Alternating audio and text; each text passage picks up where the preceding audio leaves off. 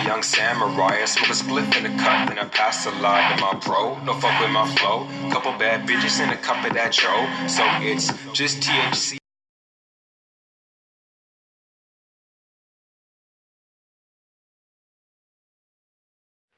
So the whole Arya, I don't know how to say her name that well, and Sansa situation, I'm just gonna break it down to you. Everybody thinks that I'm not gonna say everybody, but I was on Twitter and people going back and forth about whatever. People think Sansa huffed off because she's jealous of Arya because everybody, one guy used the term leveled up. I don't think that's what she's jealous about. She's absolutely jealous, don't get it wrong. But I don't think that's what she's jealous about. I think she's jealous because Arya's more like her mother than Sansa. That's it. Their mother was a fighter. I think that's what she's jealous about. She's not jealous that Arya could fight. She's just jealous that Arya is just her mother. Wow, this whole entire time, go back through the episodes of Game of Thrones. Everybody kept telling Sansa, you're like your mother. You remind me of your mother. Your mother this, your mother that. You remind me of your mother. And then she just saw what Arya did. And she's more like their mother, Arya that is, than Sansa is. And I think that's what the situation is. I don't think she's necessarily jealous that the girl could fight. I think the deal breaker, the thing that solidified that she's more like the moms, is when homegirl kicked her to the floor. That big broad kicked her to the floor. She fell over, jumped up, started smiling, and was ready to fight some more. And then after it was all over, you could just see the how happy, the combat made her. You could just see it in her that she relishes this. Fighting is a thing she likes doing. That combined with the fact that Arya keeps telling her that she has this list of people that has to die. And she keeps snickering every single time Arya brings it up. She brought it up twice to her. And both times she snickered. Like, oh, little girl, pay her no attention. Both times. The first time when they were in the tombs at the Pop's grave. And the second time when they were talking to Bran under the tree. Both times she snickered. Like, it's so funny that Arya would, like, what do you think you were going to do? But everybody, go back to the Red Wedding. The moms did not go down without a fight. Because she's a fighter. Arya's a fighter.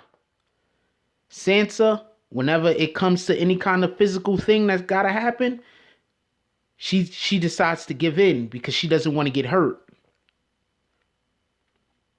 She's not jealous because Arya could fight as much as she's jealous because Arya has the spirit that their mother had.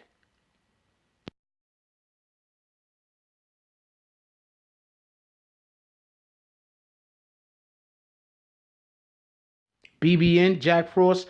What's up, party people? Hey, so today I'm bringing y'all the first installment of Game of Thrones BBN edition. All right, so basically what we're going to be doing here is, and hey, everybody, don't forget, like, comment, subscribe. And if you haven't already, join the notification squad. Hashtag Bronx Bombers. Let's get it. All right, so basically what we're going to be doing is we're going to be going over episodes of Game of Thrones. Obviously, that's what the name of that show is. And I'm not going to be going over every little detail. But what I will be doing is I will be going over things that I'm thinking other people might have missed or plot points that I really don't see discussed more or as much. And I personally think are important. Important. So one of the first plot points I want to bring up that I'm thinking people are just absolutely missing is, remember, Daenerys Stormborn, what does she say? She says, bend the knee. She tells Jon Snow this, bend the knee, when he initially gets there. He doesn't bend the knee. Then they go back and forth.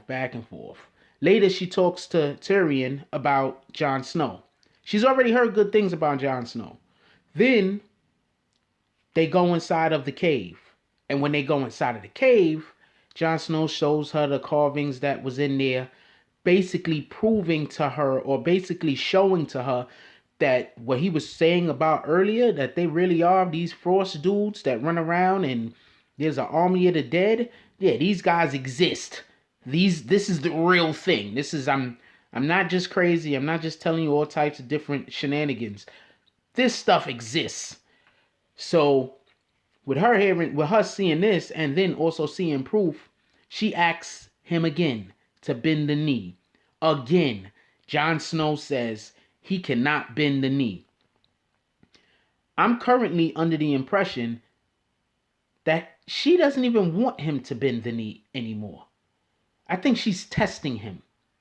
I think she's falling for him, Jon Snow that is, if she hasn't already. Remember, when she got with Khal Drogo, she wasn't initially in love with the guy. She didn't even want to be with the guy. She had no choice. He was forced on her. He was raping her initially in the beginning. Then after they was together for a while, she actually started, after she knew more and learned more about what kind of man he was, she actually then started getting feelings for him. This is basically what I think this whole entire situation with Jon Snow is. I think Jon Snow is coming across to her as a man with principles and morals. Remember, her brothers was selling her into slavery, all types of other stuff. I'm pretty sure that they didn't really want to go into it on HBO, but I wouldn't be surprised if her brother was having some kind of incestuous relationship with her. I just wouldn't be surprised. You know, her brother was a real douchebag. So right now we have Daenerys, and she keeps asking Jon Snow to bend the knee. But I don't think she wants him to bend the knee any further. I think she's just testing him to see if he will ever give up and give in. Because we already know Daenerys is not never going to give up, and she's not never going to give in. She's going to fight tooth and nail.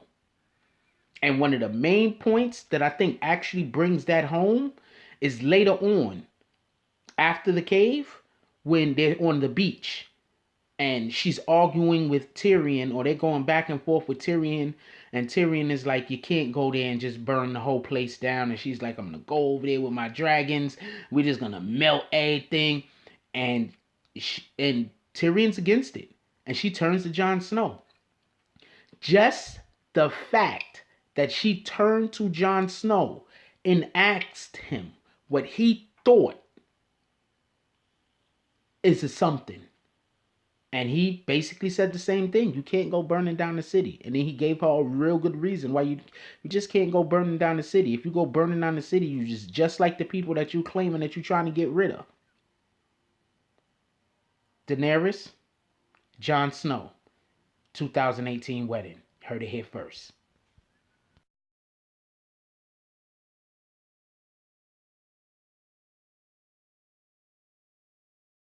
And last but not least, we have, I'm not even sure what they call in this particular fight, but this particular action set piece to me is it's the best action set piece I've seen so far.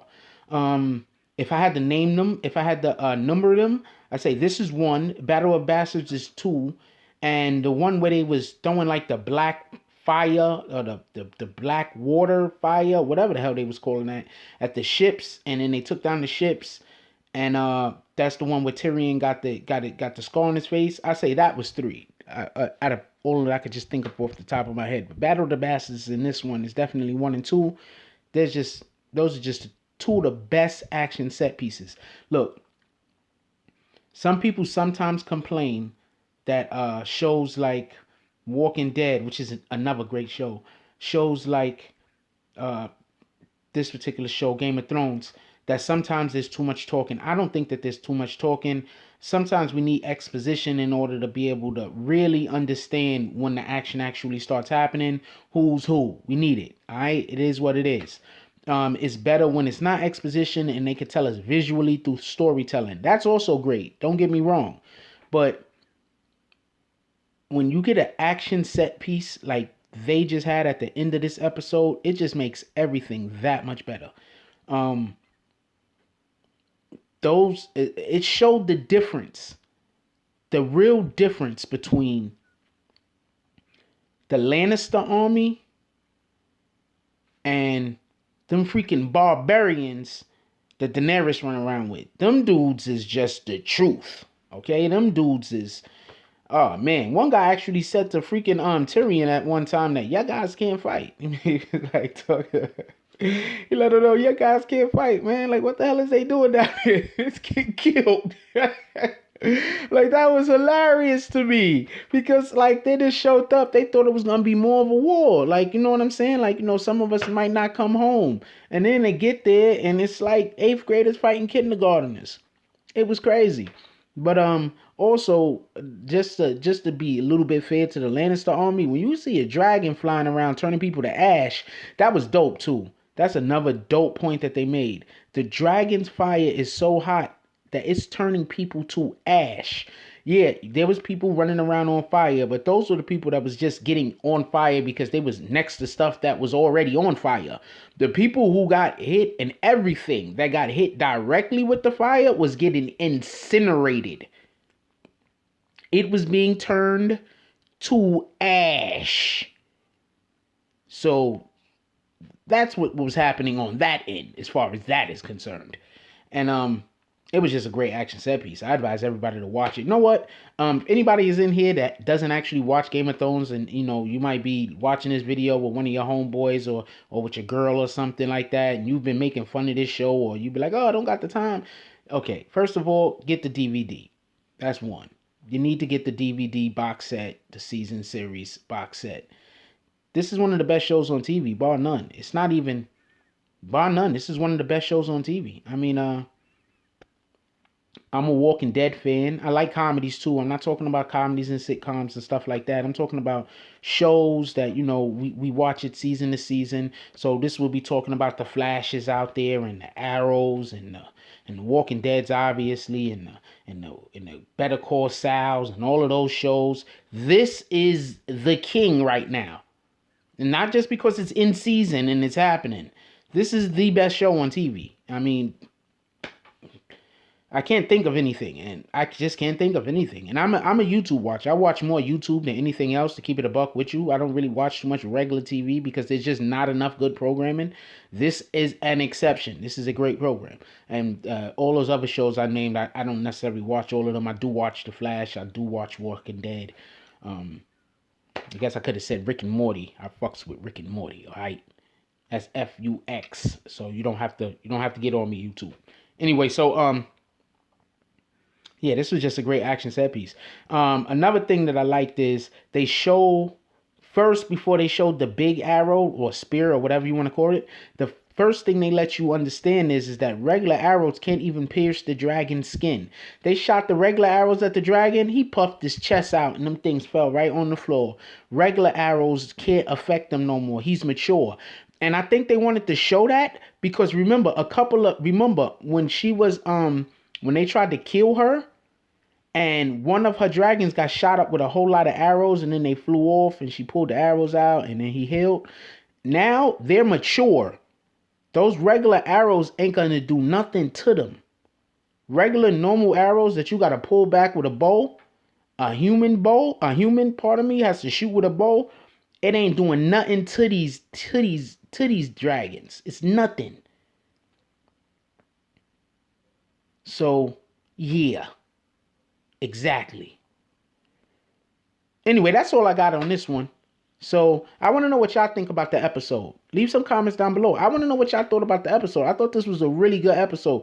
They said it was shorter than the normal episodes, not for nothing. But I thought this was a really good episode. And I could see why it would be shorter. Because whenever they have huge action set pieces like that, it takes them so long to shoot and do everything else to go along with preparing the episode, that sometimes they just make it a little bit shorter. That's what I'm assuming it is. That's what I'm assuming the case is.